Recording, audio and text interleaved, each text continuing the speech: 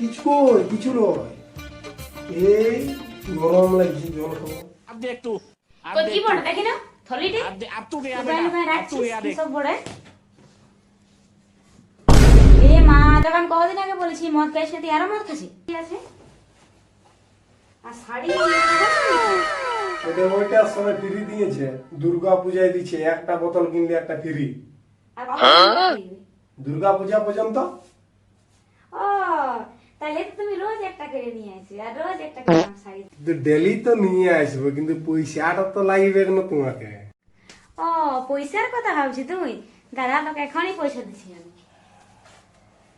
কত পয়সা নেবি বল, বেশি বেশি করে নিয়ে আসি। फैमिली फैमिली देखती है, वरना मैं ऐसे ऐसे गाली दूं, ऐसे ऐसे गाली दूं ना, जिंदगी भर याद रखे ये बड़े भाई।